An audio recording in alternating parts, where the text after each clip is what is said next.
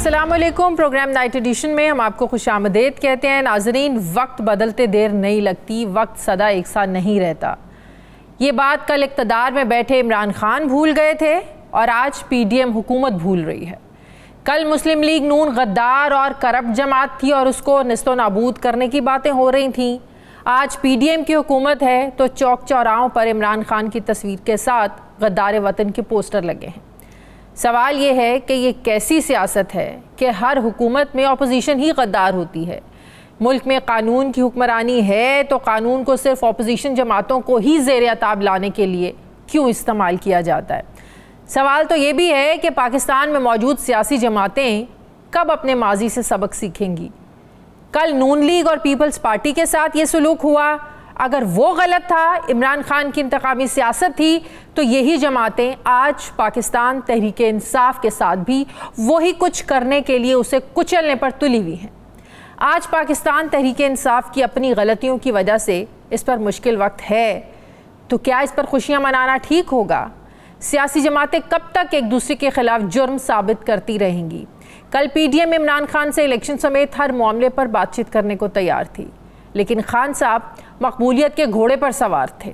آج عمران خان مذاکرات کے لیے آمادہ نظر آتے ہیں ہمیں اور اپیل کر رہے ہیں کہ آج سب اداروں کو مل کر بیٹھ کر بات کرنی چاہیے، لیکن آج حکومت مذاکرات کے موڈ میں نظر نہیں آ رہی ہے. اب تو عمران خان نے یہاں تک کہہ دیا ہے کہ مجھے مذاکرات کی ٹیبل پر یہ سمجھا دیں کہ اگر میں ملک کے لیے خطرہ ہوں، کتنا بڑا خطرہ ہوں، میں پیچھے ہٹنے کے لیے تیار ہوں. ناظرین، سوال اٹھتا ہے کہ کیا پی ڈی ایم حکومت عمران خان کی پیشکش کا مثبت جواب دینا چاہتی ہے، یا ایک سیاسی جماعت جو جمہوریت پر بھی یقین رکھنے کی دعوے دار ہو، وہ سیاسی حریف کو بغیر الیکشن رنگ کے ناک آؤٹ کروا کر حکومت بنانا چاہے گی؟ موجودہ سیاسی بحران سے نکلنے کا اگر واحد حل، واحد راستہ مذاکرات ہی ہیں، تو اس میں دیر کیوں کی جا رہی ہے؟ گرفتاریاں، چھاپے اور وفاداریوں کی یکسر تبدیلی سے سیاسی رویوں میں تبدیلی ممکن ہے یا سیاسی دشمنی بڑھے گی؟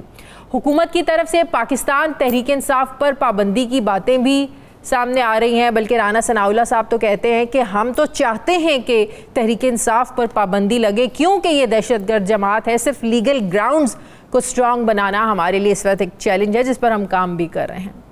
Minus Imran Khan P T I جماعت بنانے کی افواہیں بھی گرم ہیں. کیا ایسا کرنے سے عمران خان کی مقبولیت میں کمی ہو جائے گی؟ کیا عمران خان کا جو بیانیہ ہے اور اس بیانیے کو جو ماننے والے ہیں، کیا وہ راضی ہوں گے کہ عمران خان کے ساتھ جو کچھ ہو رہا ہے وہ درست ہو رہا ہے؟ اسی پر بات کرنے کے لیے مجھے مسلم لیگ نون کے رہنما وفاقی وزیر رانا تنویر صاحب جوائن کر رہے ہیں. السلام علیکم. بہت بہت شکریہ رانا صاحب آپ کا. رانا صاحب، اب تو خان صاحب اپیلیں کرنے پر اتر آئے ہیں، جو کوئی بری بات نہیں ہے. بڑی بڑی جنگوں کے جو حل ہیں وہ بھی مذاکرات کی ٹیبل پر ہی آ کر حل ہوا کرتے ہیں. بات چیت ہی ہر مسئلے کا حل ہوتی ہے. تو وہ عمران خان صاحب تو کہہ رہے ہیں کہ میں تو بات چیت کرنے کے لیے تیار ہوں، ملک کے تمام اداروں کے اس وقت مل کر بیٹھ کر بات کرنے کی ضرورت ہے. تو کیا آپ نہیں سمجھتے کہ اب تو حکومت کو مل کر بیٹھ جانا چاہیے؟ اب تو خان صاحب کے ساتھ کوئی بڑی ٹیم بھی نہیں رہے گی. خان صاحب کو بٹھائیں، بات چیت کریں، جو مسئلہ ہے، جو ریزرویشنز ہیں، شکایت ہیں، وہ گلے شکوے دور کریں، آگے بڑھیں. شازیہ دیکھیں، جو آپ بات کر رہے ہیں میں اس سے پرنسپلی تو میں اس سے اتفاق کرتا ہوں، لیکن ڈائیلاگ ہونا، بات چیت ہونا، یہ ایک جمہوریت کا یا کسی مسئلے کا بھی حل ہوتا ہے اور اس کے میں سمجھا یہ بہترین حل ہوتا ہے.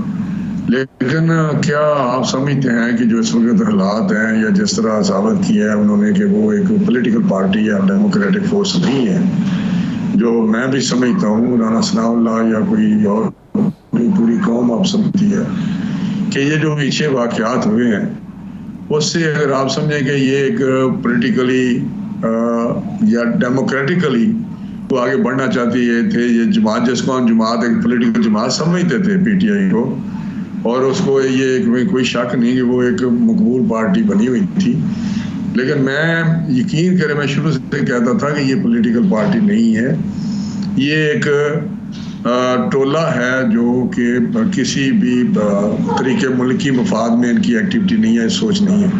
یہ مجھے اپنی ایک ہنچ تھا ان کے معاملات دیکھ کے، کیونکہ میں نے بہت قریب سے جب اسمبلی میں یہ تھے، ہم اپوزیشن میں تھے، تو میں نے دیکھا ان کے معاملات. تو مسئلہ یہ ہے کہ اب جو انہوں نے کیا ہے اس کے بعد کہنا کہ آپ 9 مئی کی میں بات کر رہا ہوں، وہ اگر یہ کہیں کہ میں بات چیت کے ذریعے بیٹھنا چاہتا ہوں اور تمام فورسز کے ساتھ بیٹھنا چاہتا ہوں، تمام اداروں کے ساتھ بیٹھنا چاہتا ہوں، تو یہ میں سمجھتا ہوں کسی طریقے سے بھی اب وہ جو ان کا وہ ایکشن ہے جو 9 مئی کو ہوئے ہیں اس کو بات چیت کے ذریعے حل تو نہیں کیا جا سکتا۔ اگر آپ کسی آفینس میں ہیں جو وہ بھی ایک ایسا آفینس جو ایک مرڈر کا کیس ہو یا آپ ایک ملک دشمنی پہ چلے جائیں تو اس کو پھر بات کریں گے میں تو یہ بات چیت سے حل کرنا چاہتا ہوں، تو میں سمجھتا ہوں یہ کسی طریقے سے بھی اب چلیں وہ تو بات بالکل ٹھیک ہے، جو اس کے ذمہ داران ہیں کٹہرے میں لائیں، سزائیں دیں، لیکن اس کی آڑ میں ایک سیاسی جماعت پر پابندی لگانے کی خواہش کا اظہار کرنا۔ اور پھر ایک اور چیز مجھے بتائیں، جو پی ٹی آئی کے لوگ چھوڑ کر جا رہے ہیں، کیا آپ کو لگتا ہے کہ وہ کسی پریشر میں چھوڑ کر جا رہے ہیں؟ اگر خوشی سے چھوڑ کر جائیں تو ہر کوئی پریس کانفرنس کے آخر پہ رونا کیوں شروع کر دیتا ہے؟ نہیں، مجھے یہ بتائیں جو آپ بات کر رہے ہیں کہ جو پولیٹیکل پارٹی یا میں پابندی کی بات کرتے ہیں، میں آپ کو بتاتا ہوں کہ میں نے آج نہیں، میں نے تو 1-2 مہینے سے کہہ رہا ہوں کہ جو معاملات اس زمان پاک نو گو ایریا بنا ہوا ہے، ایک ریسٹ وارنٹ آتے ہیں وہ ریسٹ نہیں ہو سکتا، یہ ایک چھوٹا سا ایک پتہ نہیں کتنے گھر ہوگا، 4 کنال 6 کنال 8 کنال کا گھر جس کو اس نے ایک اسٹیٹ کے سامنے کھڑا ہوا ہے کہ یہ ایک علیحدہ چیز ہے، تو میں تو اس وقت سے کہتا تھا کہ یہ پولیٹیکل پارٹی نہیں ہے۔ پہلے میرا خیال تھا اس کو پابندی لگنی چاہیے، یہ بہت گڑبڑ کریں گے اور کر رہے ہیں، اور وہی ہوا کہ وہ کلمینیٹ آگے ہوا 9 مئی پہ۔ اور مجھے آپ بتائیں شازیہ، آپ کہتی ہیں جو انوالو ہیں لوگ ان کو تو آپ سزائیں دیں، ایک پولیٹیکل پارٹی نے جو پولیٹیکل پارٹی آپ نے کو کہتی تھی اس نے ایز اے پارٹی یہ سارا حملہ کیا ہے ان جگہوں پہ جو ہمارے دفاع کے ساتھ منسلک تھی، چاہے وہ تنصیبات تھی دفاعی، چاہے وہ چلے ان کو تو آپ پکڑ رہے ہیں نا، ان کو تو آپ پکڑ رہے ہیں، کون آزاد باہر گھوم رہے ہیں؟ اب وہ تو لسٹ بھی سامنے آ گئی ہے جن کے آرمی ایکٹ کے تحت جن کے خلاف جو اب کارروائیاں شروع ہونی ہیں، وہ تو ایک الگ ہے۔ لیکن میرا سوال یہ ہے کہ کیا پی ٹی آئی کو بالکل سیاست سے آپ لوگ آؤٹ کرنا چاہتے ہیں؟ نہیں، دیکھیں جو لوگ باقی دیکھو پولیٹیکل پارٹی ایک اس کے اگر کوئی ایسے شواہد ہیں جو کہ ہیں اس کو بیان کرنا چاہیے، جو کہ اینٹی اسٹیٹ پارٹی کام کر رہی ہے۔ اگر کچھ لوگ اس میں بے خبر تھے یا میں ٹی وی پہ بات یہ صرف نون لیگ کی خواہش ہے پیپل کے تحریک انصاف پر پابندی لگنی چاہیے، یا پی ڈی ایم کے اتحاد میں جو اور جماعتیں ہیں ان کی بھی خواہش ہے کہ پاکستان تحریک انصاف پر پابندی لگے؟ خواہش مجھے نہیں پتا، یہ ڈسکس نہیں ہوا اس لیول پہ، لیکن یہ میری ذاتی سوچ ہے جو میں نے پہلے کہا 2 مہینے جیسے میں کہہ رہا ہوں اس دبایا جاتا 2014 میں دبایا جاتا، کیوں نہیں 2014 میں سول نافرمانی ہوئی تھی، کیوں نہیں دبایا گیا؟ کیوں اس کو کھلی چھٹی تھی کہ آپ پرائم منسٹر اس پہ حملہ کریں؟ کیوں پی ٹی وی ایک ادارہ نہیں ہے ہمارا، پی ٹی وی پہ حملہ ہوا؟ کیا انہوں نے نہیں کہا کہ یہ جو ٹیکس نہ دیں، یہ نہیں کہا کہ بجلی کے بل چلا دیں، گنڈی کے ذریعے پیسے لائیں؟ میری بات سنیں، آج کسی پرائم منسٹر کے گھر کے سامنے باہر یو کے میں کوئی گالی نکالتا ہے، نعرہ لگاتا ہے، اس کو 10,000 پاؤنڈ جرمانہ ہو جاتا ہے۔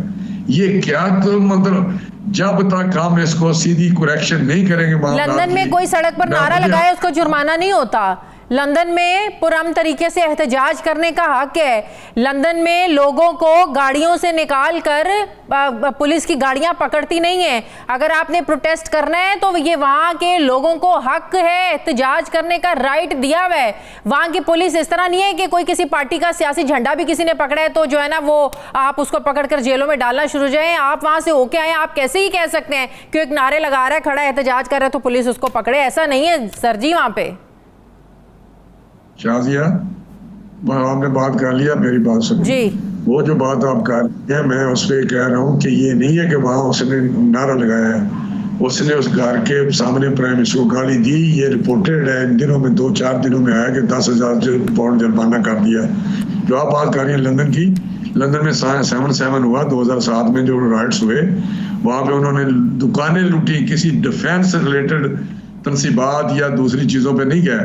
तो वहाँ पे 2 दिन में उन्होंने उनको ट्रेस किया, 2 दिन में प्रोसिक्यूशन ने उनको चलान किए, स्पेशल कोर्ट्स बनी, 24 आवर्स काम किया, कन्विक्ट किए। उस वक्त तो आप नहीं बोले, एक एक को पकड़ के आज तक पीस है। वो मखसूस अंदाज में करते हैं एहतजाज, बिल्कुल यहाँ भी हम कहते हैं करें। यहाँ इन्होंने किया क्या है? 9/11 पे क्या हुआ था? 9/11 पे एक टावर गिरा जो वर्ल्ड ट्रेड सेंटर गिरा था, दुनिया में क्या मत आ गई थी। इस तरह नहीं होते। अगर आप 9/11 की बात करेंगे वो बड़ी दूर निकल जाएगी। मुझे ये बताएं कि पीटीआई के जो लोग छोड़कर जा रहे हैं, इनमें से अगर कोई नून लीग में शामिल होना चाहे, क्या नून लीग उन लोगों को दावत देगी अपने साथ, अपनी पार्टी में शामिल करने के लिए राजी होगी? कोई भी अगर नून लीग में शमूलियत इख्तियार करना चाहे? जो पीटीआई के लोग हैं, मैं अपनी पार्टी से कहूंगा, मैंने बल्कि बात भी की थी कि किसी सूरत, मेरा स्टेटमेंट भी था पेपर अखबारों में, कि किसी सूरत इनको ना एक्सेप्ट किया जाए। ये तो कोई ये लोग हैं, ये जो या तो वो पंछी हैं, परिंदे हैं जो उड़ के चले जाते हैं, आ जाते हैं, या वो उस ग्रुप के साथ, टेररिस्ट ग्रुप के साथ हैं जिन्होंने एंटी स्टेट ये सारा काम किया है। तो मैं नहीं समझता कि नून को इनको लेना चाहिए, और नहीं, इंशाल्लाह लेंगे भी नहीं, मैं आपको बता रहा हूँ। तो इलेक्शंस कब करा रहे हैं आप लोग? इलेक्शन टाइम पे हो जाएंगे, आपको पता है अगस्त में 12, 14 अगस्त, 13 अगस्त को असेंबली, ऑटोमेटिकली असेंबलियों की मुद्दत खत्म हो जाएगी, फिर इलेक्शन जो 60 डेज में होने हैं हो जाएंगे। अब कोई महसूस हो रहा है कि लेवल प्लेइंग फील्ड हो रही है? आप अभी लंदन से होके आए हैं, नवाज शरीफ साहब को कोई महसूस हो रहा है कि हाँ अब लेवल प्लेइंग फील्ड हो रही है? नहीं, आप बात जो करते हैं आपका हक है वो सवाल करने का ऐसा, लेकिन ये वो बात नहीं है। वो लेवल प्लेइंग फील्ड वाली बात थी जो आप बात कर रहे हैं, वो डिफरेंट है। हम जो बात करते थे कि हमारे लीडर को आपने नजायज तौर पे जबरदस्ती एक सजा दे के बाहर बिठाया हुआ है, अगर करना है तो हमारे कायद है, पार्टी के सरबराह आए तो इलेक्शन में हमें ये एक मौका मिलना चाहिए। अब जो आप कहते हैं वो तो एक इमरान खान ने साबित किया है कि वो मुल्क का खैर खा नहीं है, उसने वो इन्वॉल्व है इन चीज़ों में, शायद सबके सामने है, उनके लीडर्स शायद कोई बंदा भी ऐसा उमर सब, ये तो आज की जो मीडिया है, ये सोशल मीडिया या वीडियो चल रही है आपके सामने है, किस तरह कहा गया कि उधर चले चढ़ाई कर दे। अब तो एक मैंने खतून का सुन रहा था जो पकड़ी गई है अभी, पता है खतीजा शाह है, वो क्या नाम है उसका, उसका मैंने सुने मैंने उसका कि जी मैं तो जा रही थी स्कूल, पता नहीं किधर जा रही थी, बच्चों को कोई इस किस्म की बात। जब मुझे वहां पे आया, मैंने फोन में देखा कि आप लिबर्टी पहुंचे, मैं यकदम उधर मुड़ गई, ऐसे ही मैं ऑटोमेटिकली मुड़ गई, वैसे ही मैं मुड़ गई तो मैंने लिबर्टी पहुंची। राना साहब मुझे एक बात बताएं, अभी आपने कहा कि नवाज शरीफ साहब वापस आना चाहते हैं, उनको इजाज़त मिलनी चाहिए इलेक्शन में हिस्सा लेने की, तो वहाँ बैठे बैठे तो इलेक्शन में लड़ने की या हिस्सा लेने की इजाज़त तो नहीं मिल सकती ना। उसके लिए तो उन्हें अपने मुल्क में आकर, अपने वतन वापस आकर ही सारे प्रोसेस का हिस्सा बनना पड़ेगा। वहाँ बैठे बैठे तो फैसले नहीं हो सकते उनके बारे में, उनके हक में, कि इनको जो सज़ाएँ दी गई वो सारी गलत थी, हम माफ़ी मांगते हैं, बड़ी ज़्यादती होगी नवाज शरीफ साहब के साथ। इस सारी चीज़ के लिए उन्हें इंसाफ लेने के लिए बहरहाल तो पाकिस्तान ही आना पड़ेगा ना।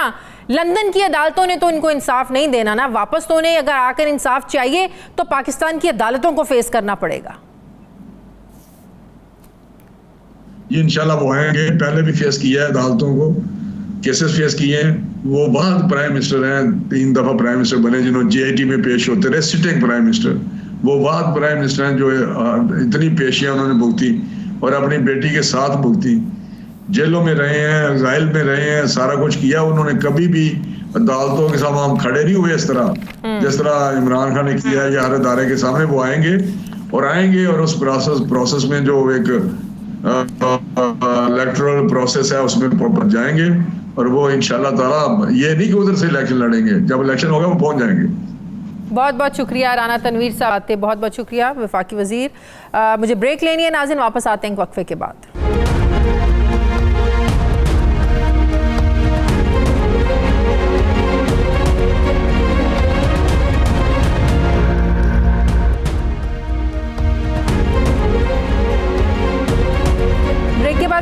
آپ کو خوش آمدید کہتے ہیں. ناظرین, پاکستان پچھلے کچھ عرصے سے آڈیوز اور ویڈیو لیکس کی زد میں ہے. پی ڈی ایم حکومت نے پہلے آڈیو لیکس کی بنیاد پر معزز عدلیہ خصوصاً چیف جسٹس آف پاکستان پر کبھی جانبداری تو کبھی عمران داری کے الزامات لگائے. پوری ایک عدلیہ مخالف مہم لانچ کی گئی.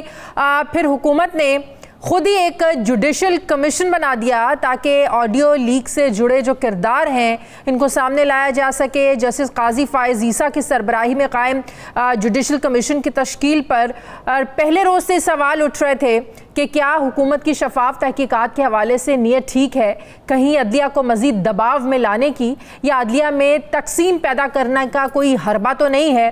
یہ کیس جب سپریم کورٹ پہنچا, سپریم کورٹ نے چیف جسٹس نے اس پر از خود نوٹس لیا کمیشن کی تشکیل پر, تو گزشتہ روز چیف جسٹس کی سربراہی میں قائم 5 رکنی بینچ نے جوڈیشل کمیشن کی تشکیل کا جو نوٹیفیکیشن تھا اس کو معطل کر دیا, جس کے بعد اب کئی سوالات اٹھ رہے ہیں کہ کیا سپریم کورٹ کے حکم امتناع کے بعد جوڈیشل کمیشن اپنا کام جاری رکھ پائے گا یا نہیں. آج جب اس 3 رکنی کمیشن کا اجلاس ہوا تو اٹارنی جنرل منصور عثمان نے کمیشن کے سامنے گزشتہ روز کا جو عدالتی حکم نامہ تھا یہ پڑھ کر سنایا, تو جسٹس قاضی فائز عیسیٰ نے سوالات اٹھائے اور ریمارکس دیے کہ تھوڑا بہت آئین تو میں بھی جانتا ہوں, انکوائری کمیشن کو سماعت سے پہلے نوٹس نہیں دیا گیا تو کام سے کیسے روک دیا گیا.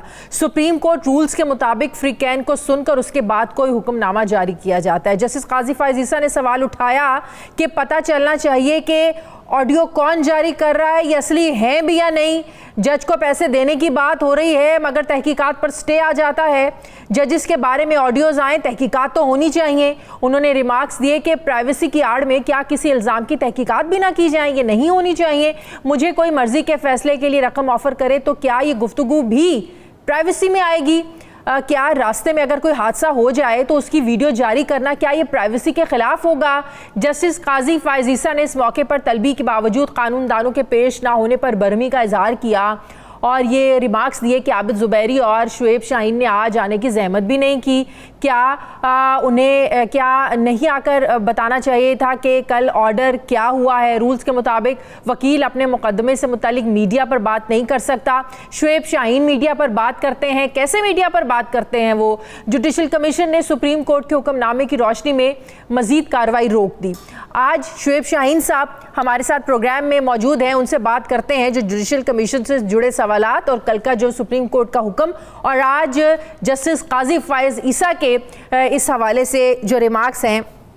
میں بات کروں گی, جوائن کر رہے ہیں شعیب شاہین صاحب. السلام علیکم, بہت بہت شکریہ شعیب شاہین صاحب آپ کا. شعیب صاحب سب سے پہلے تو یہ بتائے گا کہ کیا اب آج آپ کو بلایا گیا تھا, طلب کیا گیا تھا, کیونکہ آج اعتراض اٹھایا کہ آپ نے تو زحمت ہی نہیں کی کہ آپ جو ہیں وہ آج پیش ہو جائیں. ویسے تو میڈیا پر آپ بڑی باتیں کرتے پھرتے ہیں, آج پیش ہو جاتے آپ. پہلی بات تو یہ ہے کہ جوڈیشل کمیشن میں مجھے تو نہیں بلایا گیا تھا. دوسری بات یہ ہے کہ جوڈیشل کمیشن کی جو کانسٹیٹیوشن ہے وہ اٹ سیلف وہ نوٹیفیکیشن سسپینڈ ہو گیا. تیسری بات یہ ہے کہ کل میں پیش ہوا ہوں اپنے کلائنٹ کی طرف سے, جو میرے کلائنٹ ہیں عابد زبیری صاحب, president supreme court bar association. تو میں تو اس کی حد تک میرے پاس اتھارٹی لیٹر اور آتھورائزیشن تھی. جوڈیشل کمیشن میں تو میں پہلے بھی پیش ہوا اور ابھی بھی میرے پاس کوئی اتھارٹی لیٹر یا وکالت نامہ نہیں تھا اور نہ ہی مجھے کوئی انسٹرکشن تھی کہ آج میں نے جوڈیشل کمیشن میں پیش ہونا ہے. تو پریزمپشن تو یہ تھی کہ چونکہ کل سٹے ہو گیا ہے اور پوری میڈیا نے دکھایا ہے, تو یہ پریزمپشن تھی تو شاید آج جو جوڈیشل کمیشن ہے وہ شاید بیٹھے ہی نہ, اور اگر وہ بیٹھے ہیں تو ان کے سامنے بہرحال اٹارنی جنرل صاحب پیش ہوئے ہیں اور آرڈر کی کاپی بھی ان کو پڑھ کے سنائی گئی. لیکن جو آپ فرما رہے ہیں وہ آرڈر کی کاپی, آرڈر میں تو کوئی ایسی چیز نہیں لکھی ہوئی. میں نے آرڈر مجھے ملا ہے اور میں نے پڑھا بھی ہے. تو انہوں نے بالکل ٹھیک فیصلہ کیا ہے ٹو دی ایکسٹینٹ کہ چونکہ اس میں اسٹے آرڈر آ گیا ہے سپریم کورٹ آف پاکستان کا. لیکن آج جسٹس قاضی فائز عیسیٰ نے جو کہا کہ بلا کر سننا چاہیے تھا, جوڈیشل کمیشن کے حوالے سے فریق ہیں, ہمیں بلایا نہیں گیا, بلائے بغیر کیسے فیصلہ جاری ہو سکتا ہے, اس بارے میں آپ کیا کہیں گے؟ دیکھیں یہ ان کی وربل آبزرویشن ہے. یہ کورٹ کے پاس دونوں اختیار ہوتے ہیں کہ ایک تو یہ ہے کہ وہ نوٹس جو اٹارنی جنرل صاحب کو کر دیا ہے انہوں نے, اور باقی بھی کنسرن لوگوں کو نوٹسز کر دیے ہیں, اور نوٹس کے ساتھ ساتھ وہ نوٹیفیکیشن اور آرڈر سسپینڈ کرنے کا اختیار تو ہے کورٹ کو. That is the discretion of the competent court of law. خواہ وہ ایون سول کورٹ ہو, خواہ وہ سپریم کورٹ ہو, خواہ وہ ہائی کورٹ ہو, وہ چاہیں تو پہلی پیشی پہ بھی اسٹے کر سکتے ہیں اور چاہیں تو وہ نوٹس کرنے کے بعد آرڈر سسپینڈ کریں گے. That depends. لیکن انہوں نے بہرحال اٹارنی جنرل کو بھی پریلیمنری اسٹیج پہ سنا ہے اور سننے کے بعد اس مناسب. تو اب آڈیو لیکس کا جو تحقیقات جس حوالے سے کرانے کا اس حکومت کا مقصد تھا, جس کے لیے جوڈیشل کمیشن تشکیل دیا, اب یہ تحقیقات رک جائیں گی, یا اگر حکومت ان اعتراضات کو دور کرے جو کل عطا بندیال صاحب نے, چیف جسٹس صاحب نے اٹھائے ہیں کہ چیف جسٹس کی مشاورت اس میں لازمی ہے, وفاقیت کے اصول کے تحت 2 ہائی کورٹس کی چیف جسٹس کی نامزدگی کے لیے چیف جسٹس سے مشورہ ضروری ہوتا ہے, وفاقی حکومت کی جانب سے ججز کو نامزد کرنے سے ججز میں بڑے زیادہ شکوک و شبہات پیدا ہوئے ہیں. جو یہ کنسرنز ہیں سپریم کورٹ کے, چیف جسٹس آف پاکستان کے, اگر یہ حکومت دور کر دیتی ہے تو پھر تو اس پہ کوئی مذائقہ نہیں ہے, پھر تو جوڈیشل کمیشن بن جائے اور پھر اس کی ساری انویسٹیگیشن بھی ہو سکتی ہے آڈیو لیکس کی. لیکن اس میں 2 پرابلم ہیں. پہلی بات تو یہ ہے کہ پھر گورنمنٹ اس نوٹیفیکیشن کو واپس لے لے گی نا, پھر تو یہ پروسیڈنگ ختم ہو جائیں گی. پھر اگر وہ آئین اور قانون کی روشنی میں کوئی جوڈیشل کمیشن بناتے ہیں تو پھر تو ظاہر ہے, پھر تو بنا سکتے ہیں, اس میں تو کوئی پابندی نہیں ہے. لیکن اس کے اندر سب سے بڑی جو امپورٹنٹ بات ہے کہ وہ چیف جسٹس کی کنسلٹیشن ہوگی. دوسرا پرابلم سب سے بڑا یہ ہے کہ وہ کوئی بھی ادارہ یا کوئی بھی ایجنسی آپ کو اس کو ایڈمٹ کرے گا کہ جناب ہم نے یہ بنائی ہے آڈیو یا ویڈیو جو بھی ہے, اور ہم اس کو اور کرتے ہیں کہ ہم نے بنائی ہے اور لافل طریقے سے بنائی ہے. اگر وہ ہوتا ہے تو پھر اس کی فردر اتھینٹسٹی یا اس کی ویریفیکیشن یا وہ درست ہے یا غلط ہے, اس کا کوشچن آئے گا اور پھر آگے چلے گی. نہیں, لیکن اب جوڈیشل کمیشن نے اگر کام کرنا ہے تو حکومت کو اب چیف جسٹس کی مشاورت سے ہی جوڈیشل کمیشن بنانا پڑے گا نا, پھر یہ کام آگے بڑھے گا. دیکھیں 2 باتیں ہیں. ایک تو یہ ہے کہ یہ انٹرم آرڈر کل کیا ہے سپریم کورٹ نے, اب وہ 13 آگے لگا ہوا ہے, آئی تھنک 31 تاریخ کو, تو اب وہ تو میرٹ پہ فیصلہ ہوگا.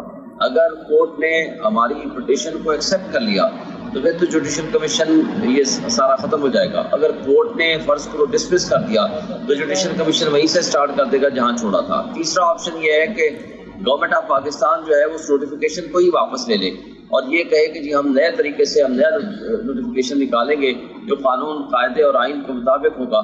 تو وہ نیا طریقہ بھی, اس نئے طریقے میں بھی تو ضروری ہوگا کہ جو کنسرنز ہیں کل کے سپریم کورٹ کے فیصلے کے حوالے سے, اس کو دور کرنا ضروری ہوگا پھر اگر آپ نے نیا نوٹیفیکیشن نکالنا بھی ہے تو. بالکل ایسے ہی ہوگا, ایسے ہی ہوگا. ٹھیک ہے, لیکن اگر حکومت یہ دوبارہ سے کام نہیں کرتی ہے اس کنسرن کے باوجود, تو یہ ساری تحقیقات پھر اس کا مطلب نہیں ہوں گی آڈیو لیکس کا معاملہ, کیونکہ پچھلے 1 سال سے ہم دیکھ رہے ہیں کہ آڈیو لیکس کو لے کر, ویڈیو لیکس کو لے کر ملک میں ایک بحران سا مچا ہوا ہے. سیاسی وفاداریاں تبدیل ہو رہی ہیں, پھر ججز کو بہت زیادہ کنٹروورشل بنایا جا رہا ہے, ججز کی فیملیز کے نام آ رہے ہیں. آپ سمجھتے ہیں کہ ونس فار آل یہ اس مسئلے کو سیٹلڈ ہونا چاہیے؟ دیکھیں بالکل سیٹل ہونا چاہیے. ہم تو سمجھتے ہیں کہ کانسٹیٹیوشنل کورٹ لارجر بینچ بنا ہوا ہے, اس پہ بیٹھے ہیں اور غور و خوض کریں. دیکھیں آلریڈی اس میں 3-4 فیصلے موجود ہیں. بے نظیر بھٹو کا کیس لارجر بینچ کا کیس ہے وہ موجود ہے. اس میں قاضی فائزہ صاحب کا اپنا کیس اسی بارے میں موجود ہے جس میں جسٹس منصور علی شاہ صاحب نے بڑا ڈیٹیل ڈسکشن اور آبزرویشن دی ہے. اسی کے اندر جسٹس محسن کیانی کا کیس موجود ہے. اسی کے اندر ارشد ملک والا کیس موجود ہے. اس میں کچھ سرٹن پرنسپلز طے ہوئے ہیں. کیا اچھا پھر اس میں کیا ان پرنسپلز کے مطابق یہ آڈیو لیک کی ہو سکتی ہے تحقیقات یا نہیں ہو سکتی, اور اگر نہیں ہو سکتی تو کس نے بنایا ہے, اور جس نے بنایا ہے کیا اس کے بارے میں کوئی تحقیقات ہوئی ہیں, اور اگر نہیں ہوئی تو ان کی تحقیقات ہونی چاہیے. اور سب سے بڑھ کر یہ کہ اگر کسی نے یہ بنایا ہے اور غلط طریقے سے یہ بنائی ہے, آتھورائز نہیں تھے, تو پھر اس کے خلاف تو قانون کے مطابق فوجداری مقدمہ ہوگا, کرمنل کیس ہوگا جس کی سزا کم سے کم 3 سال ہے, جو کہ فیئر ٹرائل ایکٹ 2013 کے مطابق اس کی سزا ہے, اور پیکا ایکٹ 2016 کے مطابق بھی اس کی سزا ہے. تو اب یہ ساری چیزیں بہتر ہے. ایک دیکھیں نا, اس کے 2 پہلو ہیں آڈیو لیکس کے. ایک پرائیویسی کہا جاتا ہے, दूसरा, जो जस्टिस काजी फायज ईसा ने जो सवाल उठाया है कि अगर कोई ऐसी ऑडियो लीक सामने आ रही है जिसमें एक जज को पैसे देने की बात हो रही है, अगर आप किसी को रिश्वत दे रहे हैं, किसी केस पर आप असरअंदाज होने की कोशिश कर रहे हैं अपने हक में फैसला लेने के लिए, तो इसको भी हम उसी तनाजुर में देखेंगे, प्राइवेसी के तनाजुर में देखेंगे? देखिए, इसके फिर दो पहलू हैं। एक ये है कि अगर वो ऑथेंटिक है और उसकी ऑथेंटिसिटी आप समझते हैं कि है, तो फिर तो वो लेगी सुप्रीम जुडिशल काउंसिल एक्शन। और सुप्रीम जुडिशल काउंसिल में वो ऑनरेबल जज साहिबान भी होते हैं जो चीफ जस्टिस, और उसके साथ दो मोअज़्ज़ज़ जज साहिबान जो सीनियर मोस्ट हैं, और दो जो chief justice of the senior most chief justice of the high court होते हैं। तो वो तो तरीक़ाकार ऑलरेडी आइन ने दे दिया है, और आइन के मुताबिक सुप्रीम जुडिशल काउंसिल को ये अख्तियार है कि वो कोई भी मोड इस्तेमाल कर ले, उसके लिए इंक्वायरी कर ले, कमीशन कर दे, किसी को भी पावर्स दे दे, वो कर सकती है। लेकिन आइन में दिए हुए तरीक़ाकार से हट कर नहीं हो सकता। तो उसके लिए गवर्नमेंट के पास अगर है कोई ऐसी एविडेंस, तो वो कंप्लेंट भी फाइल कर सकते हैं और प्रेसिडेंशियल रेफरेंस भी फाइल कर सकते हैं। लेकिन अगर आप सिर्फ मीडिया ट्रायल करें और उस तरह की सिचुएशन क्रिएट करें और एग्जीक्यूटिव सिर्फ किसी जजेस को मिलाइन करने की नीयत से करेगी, तो वो तो फिर गलत है। उसमें फिर प्रोटेक्शन टू द जजेस तो होनी चाहिए। तो वकला तंजीमों में भी इसमें इख्तलाफ पाया जाता है? मेरा नहीं ख्याल कि वकला तंजीमें इस हवाले से कोई डिफरेंस ऑफ ओपिनियन रखते हैं। तो अभी तक तो मेरे सामने कोई ऐसी ओपिनियन नहीं आई कि जिसमें किसी ने कहा हो कि जो सुप्रीम कोर्ट का ऑर्डर है वो गलत है, या जो हमारी जो राय है वो आइन और कानून के मुताबिक दुरुस्त नहीं है। मेरा ख्याल है कि अभी तक तो सब ने इस बात को एक्सेप्ट किया है कि ये जो हमारा पॉइंट ऑफ व्यू है वो दुरुस्त है। लेकिन बेंचेस को लेकर जिस तरह पिछले कुछ अरसे से जुडिशरी में एक तकसीम वाज़े नज़र आ रही है, इसमें कानून, इंसाफ और केसेस, क्या आपको नहीं लगता ये सारे मामलात फिर कंट्रोवर्शियल बन जाएंगे? देखिए, तकसीम नहीं होनी चाहिए, हम तो इसके खिलाफ हैं। हम ये कहते हैं कि इंटेलेक्चुअल्स के दरमियान डिफरेंस ऑफ ओपिनियन हुआ करता है और वो होना चाहिए, अच्छी बात है, उसके नतीजे में कोई अच्छा रिजल्ट सामने आता है। लेकिन उसको डिफरेंस ऑफ ओपिनियन को तकसीम का नाम देना और तकसीम हो जाना और जजेस का आपस में तकसीम होना, ये इदारे के लिए नुकसानदेह है, अदलिया की इज्जत और वक़ार के मुनाफी है। क्योंकि 22-25 करोड़ अवाम जो है वो अदलिया की तरफ देखती है। जहाँ एग्जीक्यूटिव की एक्सेस होगी, ज्यादतियाँ होंगी, उसके खिलाफ लोग अदालतों की तरफ आएंगे। तो अगर अदालतों में तकसीम होगी और अदालतों के ऊपर लोगों का एतमाद खत्म हो जाएगा या कम हो जाएगा, तो उसका नुकसान जो है वो पूरे मुआशरे को होता है और जस्टिस सिस्टम के ऊपर ट्रस्ट डेफिसिट हो जाता है। जब अदालतों के ऊपर एतमाद खत्म हो जाए तो फिर इंतशार पैदा होता है। सही। इससे हटकर मैं एक कानूनी सवाल आपसे पूछना चाहती हूँ। कल जो वज़ीर सेहत ने इमरान खान की जो रिपोर्ट्स को पब्लिक किया है कि इमरान खान की रिपोर्ट्स में कोकेन, शराब का बेदरीग इस्तेमाल किया गया है, क्या ये कानूनी तौर पर, इखलाकी तौर पर ये वायलेशन नहीं है कि आप ऐसे कैसे किसी की पर्सनल चीज़ को, पर्सनल रिपोर्ट्स को आप ऐसे कैसे किसी की इजाज़त के बगैर पब्लिक कर सकते हैं? क्या इस पर कार्रवाई बनती है? देखिए, ये एक बड़ी घटिया किस्म की उन्होंने बातें की हैं। कादिर साहब, क्या नाम है, पटेल साहब ने, जो भी नाम है, वज़ीर सेहत साहब ने, ये बहुत घटिया और नीच किस्म की बातें की हैं। मैं उस पर मैं समझता हूँ कि इसको कैबिनेट का मेंबर होते हुए इस तरह की गुफ्तगू करना, किसी का मेडिकल रिपोर्ट किसी को भी अख्तियार नहीं है। जिन डॉक्टरों ने उनके हवाले किया है या जिस ज़राए से उसने मालूम किया है या हासिल किया है, ये बहुत ही एक गैर कानूनी और गैर आईनी तरीक़ाकार है। और कि क्या उसमें टेम्परिंग हुई है और क्या नहीं हुई, मैं बहरहाल इस बारे में ज़्यादा कमेंट नहीं करना चाहता, सिवाय इस बात के कि ये एक उन्होंने अपने हल्फ की पासदारी नहीं की और उसके साथ साथ उनको ये पहुंची कैसे। और मैं किसी की पर्सनल कोई चीज़ अगर है वो गलत है, सही है, अभी उसकी ऑथेंटिसिटी के बारे में बात नहीं कर सकता। ये एक बहुत ही घटिया बात थी और इसको मेरा ख्याल है कि हमें मीडिया को कंडेम करना चाहिए। इस तरीके से अगर ये गुफ्तगू शुरू हो जाएगी तो there will be no and. एक और सवाल, जिस तरह तहरीक इंसाफ के लोगों को पकड़ा गया, जेलों में रखा गया, रिहाई उनको मिल रही है जो बाहर आकर प्रेस कॉन्फ्रेंसेस करके तहरीक इंसाफ को छोड़ने का या सियासत को छोड़ने का ऐलान कर रहे हैं, फिर सवाल ये उठ रहे हैं कि फिर वो आपके प्रेस कॉन्फ्रेंस कर रहे हैं तो सारे दाग भी धुल रहे हैं, फिर जो इल्ज़ामात थे वो भी ख़त्म हो रहे हैं, फिर जो MPO के तहत आप पर मुकदमा बनाया हुआ था, सिर्फ क्या एक प्रेस कॉन्फ्रेंस इतनी ज़्यादा भारी है उन तमाम एलिगेशंस पर जो लगाकर आपने इन लोगों को जेल में भेजा? کیا یہ سب پھر پاک صاف ہو گئے, دھل گئے؟ صرف ایک پریس کانفرنس کرنے کی دیر تھی. اب تو اس نہج پر حالات آ رہے ہیں کہ ججز کو بھی کہنا پڑ رہا ہے کہ معاملہ ختم کریں. اگر ایک پریس کانفرنس کر کے معاملہ ختم ہوتا ہے تو ختم کریں پریس کانفرنس کر کے. تو کیا پریس کانفرنس کرنے سے سب کچھ ختم ہو جاتا ہے؟ دیکھیں, ہمارے ملک کا نظام قانون اور نظام انصاف اس قدر سادہ, مختصر اور بڑا سمپل اور معصوم ہے کہ جو ہی ایک شخص پی ٹی آئی چھوڑنے کا اعلان کرتا ہے, پریس کانفرنس کرتا ہے یا کرتی ہے, خاتون ہو یا بندہ ہو, اسی وقت وہ دودھ سے دھل جاتا ہے اور وہ تمام الزامات سے بری و ذمہ ہو جاتا ہے. اور اگر کسی شخص کو یا کسی خاتون کو عدالت ایک دفعہ ضمانت دے دے تو وہیں عدالت سے گرفتار کر لیا جاتا ہے, پھر دوسری دفعہ دے دے تو جیل سے گرفتار ہو جاتے ہیں, تیسری دفعہ دے دے تو گھر سے گرفتار ہو جاتے ہیں, چوتھی دفعہ ضمانت دے دے تو بھی گرفتار ہو جاتے ہیں, پانچویں دفعہ دے دے تو بھی نہیں جان چھوٹے گی. صرف ایک بات پہ چھوٹے گی, آپ ایک لائن کی, 2 لائنوں کی, 5 منٹ کی پریس کانفرنس کرتے ہیں. یہ بدنیتی ہے, یہ بدترین قسم کی سیاسی انتقام کا نشانہ بنایا جا رہا ہے. Worst kind of human rights violation ہے, بنیادی انسانی حقوق کی وائلیشن ہے, اور پوری دنیا میں ہمارے ملک کے نظام انصاف اور قانون کا تماشا بنایا جا رہا ہے. ہمارے ریاستی ادارے اور ریاست جو ہے وہ حکومت کے سامنے باندھی بن کے کھڑے ہوئے ہیں, اور اس سے جو عوام اور پبلک کا ٹرسٹ ہے ریاست کے اوپر بالکل زیرو ہو چکا ہے. اور یہ میں سمجھتا ہوں کہ یہ انتہائی بدقسمتی ہے ہمارے معاشرے کی, ہمارے ملک کی, ہمارے نظام انصاف کی, اور ایون ہمارے ججز بھی. دیکھیں, آپ دیدہ ہو رہے ہیں ہمارے جج صاحبان, وہ فیصلے پہ فیصلے کر رہے ہیں, ان کا کوئی حکم ماننے کو تیار نہیں. وہ فیصلہ کرتے ہیں کہ آپ الیکشن کرا دیں, اس کے اوپر چڑھائی کر دی جاتی ہے. دیکھیں, یہ ایک ججز کے بائی نیم کی عزت کا سوال نہیں ہے, یہ اس کے اوپر ادارے کی عزت کا سوال ہے. ادارے کی عزت کا بھی نہیں, ادارے کے اوپر لوگوں کے 25 کروڑ عوام کے ایک ٹرسٹ کا سوال ہے. لوگ اگر ان کے اوپر ٹرسٹ نہیں کریں گے تو مجھے بتائیں کہ کیا ہوگا. لوگ کس کے پاس جائیں گے اپنے انصاف کی خاطر, قانون کی خاطر؟ کس سے اوپر اعتماد کی اور ہوپ کی نگاہ سے دیکھیں گے؟ وہ عدلیہ ہی ہے واحد جو فورم ہے کہ جہاں سے ان کو انصاف مل سکتا ہے. لیکن یہ معاشرہ میں میڈیا بھی دیکھ رہا ہے, لوگ بھی دیکھ رہے ہیں, ہر کسی کو ایکسیس ہے.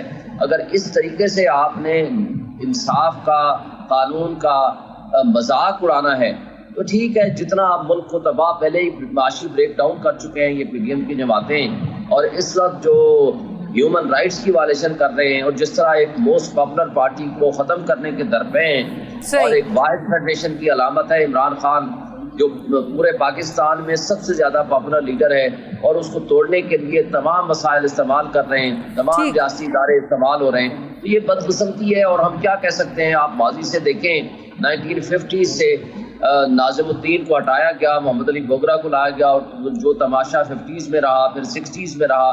شیخ مجیب کو غدار کہا گیا, فاطمہ جناح کو غدار کہا گیا, ان کو اقتدار نہیں ملا. جو مائنارٹی پارٹی تھی اس کو اقتدار دے دیا, ملک آپ کا 2 لخت ہو گیا. ذوالفقار نے بھٹو کو جب ہٹایا. یہ ہمارے اس ملک کا المیہ ہے کہ ہمارے ہاں غدار وہی ہوتا ہے جو اس وقت اپوزیشن میں ہوتا ہے.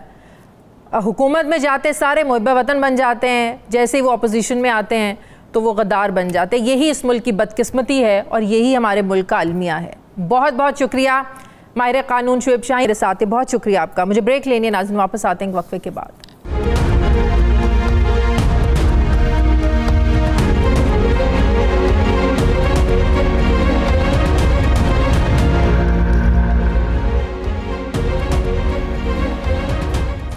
بریک کے بعد ایک بار پھر سے ہم آپ کو خوش آمدید کہتے ہیں. ناظرین, عمران خان کی حکومت میں ہونے والی مہنگائی کے خلاف زمین آسمان کے قلابے ملانے والی پی ڈی ایم جماعتیں حکومت میں آئیں تو مہنگائی کو کم کرنے اور معیشت بچانا ان کا مقصد تھا. مگر یہ کیا, عمران خان کے دور میں جو مہنگائی 15% تھی آج 45% ہے.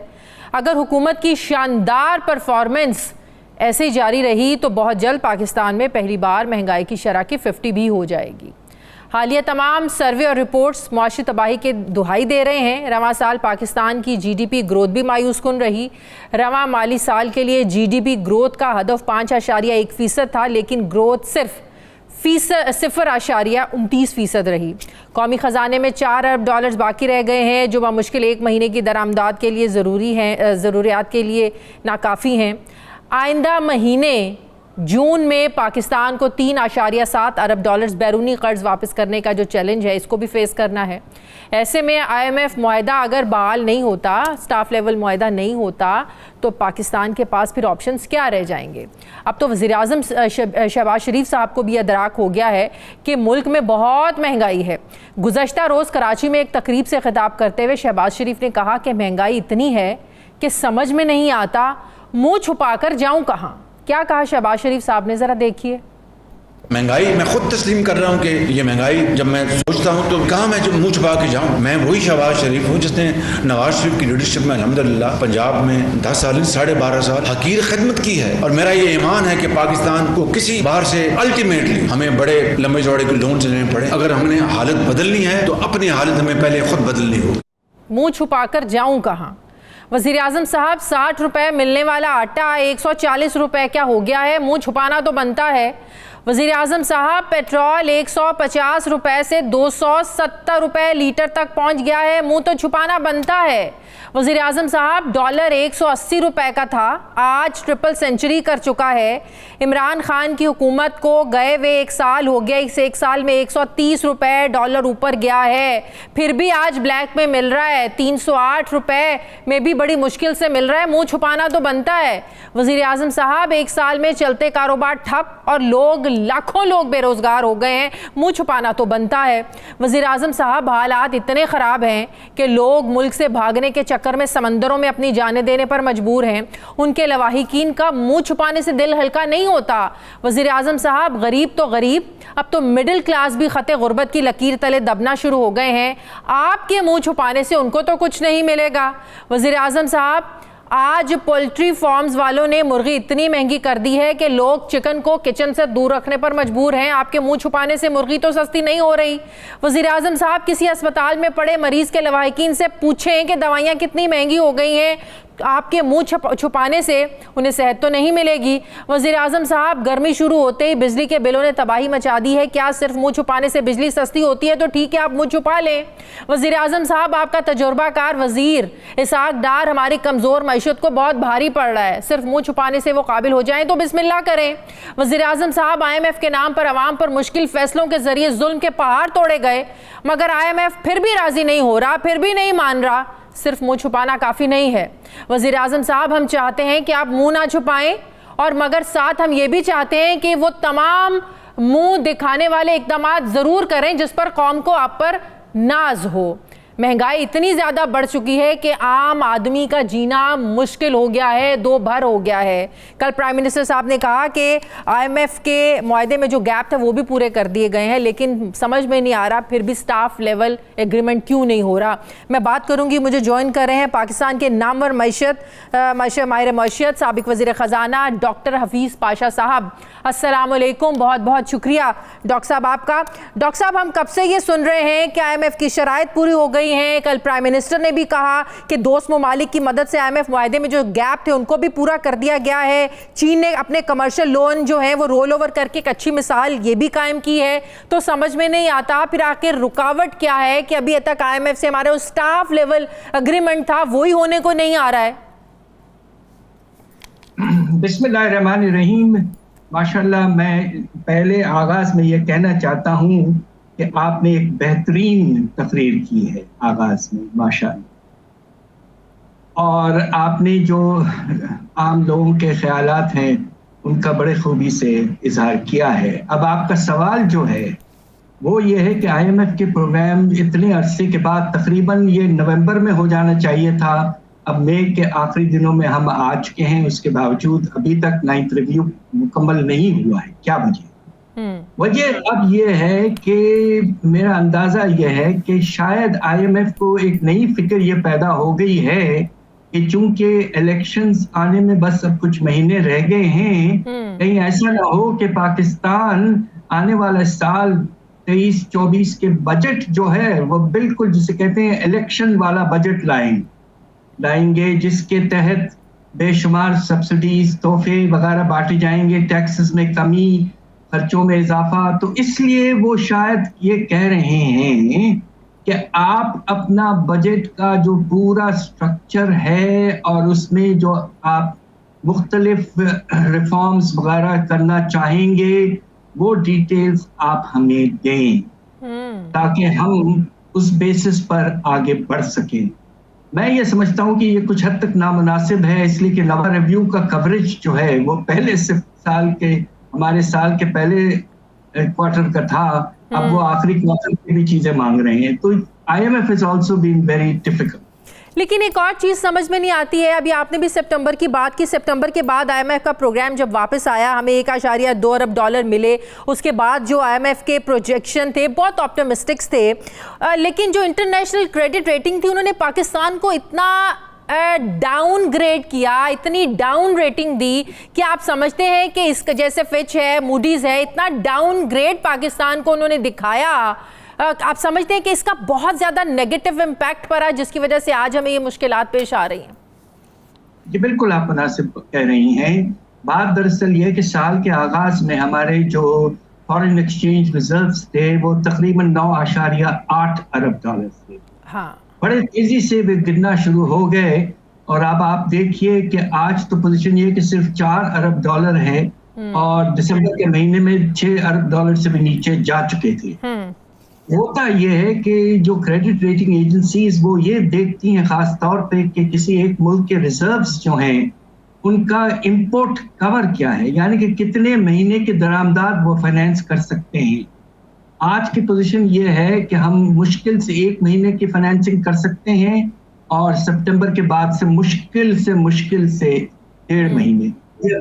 سیف لیول جو ہے وہ 3 مہینے کا ہے اور اس لیے آپ نے دیکھا کہ IMF پروگرام کی چھتری کے باوجود انٹرنیشنل کریڈٹ ریٹنگ ایجنسیز نے سپٹمبر کے بعد میں بہت تیزی سے پاکستان کی ریٹنگ اتنا گرا دی ہے کہ ہمیں بینکوں سے نیا پیسہ بالکل غیر ممکن سا ہو چکا ہے فارن بینک سے, اور دوسری طرف بانڈز کو فلوٹ کرنے میں سوال ہی پیدا نہیں ہوتا چونکہ اس کا ڈسکاؤنٹ آپ پاکستانی بانڈز پر 60% سے بھی زیادہ ہو چکا ہے. اس سے بہت نقصان. صحیح, لیکن آپ دیکھیں نا IMF سے اگر ہم نے پیسے لینے ہیں, سب کو پتا ہے کہ IMF کے پاس کوئی ملک تبھی جاتا ہے جب بہت زیادہ ضرورت ہوتی ہے, آپ کو اپنی اکانومی کو سہارا دینا ہوتا ہے, لینڈر آف دی ریزورٹ کہا جاتا ہے IMF کو. تو IMF کے پاس جانے کا اور مقصد کیا ہے؟ IMF پھر یہ کیوں انتظار کرتا ہے کہ کوئی ملک ڈیفالٹ کے دہانے پر پہنچ جائے تبھی ہم چھلانگ لگا کر جو ہے نا کسی ملک کو بچائیں؟ تو پھر مقصد کیا رہ جاتا ہے IMF کا؟ یہ آپ نے بالکل ٹھیک کہا ہے. IMF کو جب بنایا گیا تھا بریٹن ووڈز انسٹیٹیوشن کو لیٹ 40s میں یونائٹڈ نیشنز میں, تو یہی کانسیپٹ تھا کہ دنیا میں ایک lander of the last resort ہونا چاہیے, جسے ایک طرح سے آپ کہیں تو عالمی سینٹرل بینک. اس کا کام یہ ہونا چاہیے کہ وہ جو مشکل حالات میں ممالک ہیں ان کو کسی طرح سے سپورٹ دے کر ان کو کرائسس سے نکالے.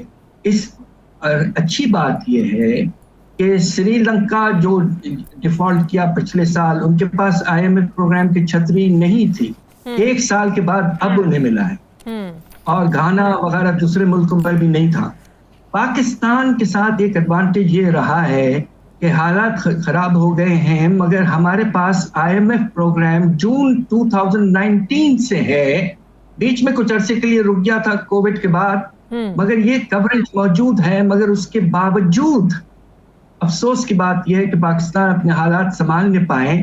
اس میں 2-3 فیکٹرز ضرور ہیں. ایک تو یہ کہ پاکستان کو خاص طور پہ رشیا یوکرین وار کے بعد جو قیمتوں میں بے تحاشا اضافہ ہوا, ہمارا تجارتی خسارہ آسمان تک پہنچ گیا اور اس سے ریزروز بہت کم ہوئے. دوسری طرف پاکستان کے ساتھ ایک بہت ہی افسوسناک بات یہ ہے کہ تاریخ کا سب سے خراب سیلاب آیا پاکستان میں پچھلے سال, جس نے ہمارے سپلائیز جو ہیں خاص طور پہ کھانے پینے کے اشیاء اور ایگریکلچرل پروڈکٹس بے تحاشا ان میں کمی آئی ہے.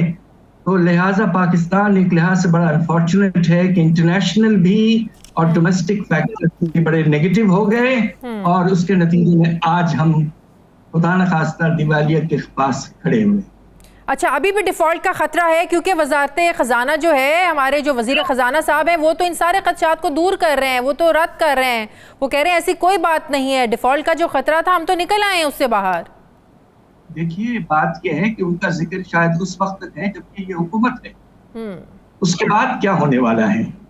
बात यह है कि जब नया साल शुरू होगा तो हमें बहुत से कर्जों की वापसी करनी है और रोल ओवर्स के बावजूद तकरीबन कम से कम 16 अरब डॉलर हमें कर्जों की वापसी करनी है। और दूसरी तरफ बेतहाशा कंट्रोल करके दरामदात को आपने क्रश कर दिया है, जिसके नतीजे में आपका जो पैदावार है वो तो ना होने के बराबर हो गई है इंडस्ट्री की। तो इसलिए आपको सोचना चाहिए, एक मीडियम टर्म फ्रेमवर्क की बात करें। हमारी उम्मीद ये है, गुजारिश ये है कि बजट जब पेश करें तो चूंकि ये बजट अगले साल का होगा 2023-24 का, तो हमारी गुजारिश ये है कि गवर्नमेंट अपने बजट में एक सोचा समझा फाइनेंसिंग प्लान पेश करें 2023-24 के लिए, जिससे मार्केट्स मुतमईन हो, एक रियलिस्टिक फाइनेंसिंग प्लान हो ताकि पाकिस्तान फिर से कहीं खतरे में बुरी तरह से ना फंस जाए। लेकिन डॉक्टर साहब जो सिचुएशन चल रही है, ये हुकूमत अपनी मर्जी का बजट तो बनाने के काबिल नहीं है ना। आपको IMF को भी राजी करना है रिफॉर्म्स के हवाले से, आपके पास कितना पैसा है, कहाँ कहाँ आपने लगाना है। तो ये तो इस बार तो लग रहा है अवामी बजट नहीं बल्कि IMF की तरफ से बजट आएगा। जी, IMF का अगर बजट आए तो वाकई उसमें जोर होगा एक्सटर्नल फाइनेंसिंग पर। हम तो यही चाहते हैं कि फोकस हो, कि स्टेबलाइजेशन हो, एक्सटर्नल फाइनेंसिंग के नीड्स को मीट किया जाए, एक डिटेल प्लान पेश किया जाए, जिसमें अगर एक नया IMF प्रोग्राम आता है तो रीप्रोफाइलिंग, रीस्ट्रक्चरिंग की प्रोविजन हो। ये सब सोच समझ के अगले साल का बजट, हमारी गुजारिश ये है कि गवर्नमेंट एक मुनासिब बजट पेश करे और हम सब जो परेशान हैं, हमारे जो हालात हैं जिसका आपने आगाज में जिक्र किया है, उसमें कुछ ठहराव आने की गुंजाइश पैदा हो। हमारे साथ थे डॉक्टर हफीज पाशा साहब, बहुत शुक्रिया आपका। हमारे प्रोग्राम का वक्त खत्म हो गया। नाजरीन, फीडबैक ज़रूर दें, अपना ख्याल रखें, मुझे इजाज़त दें, अल्लाह हाफ़िज़।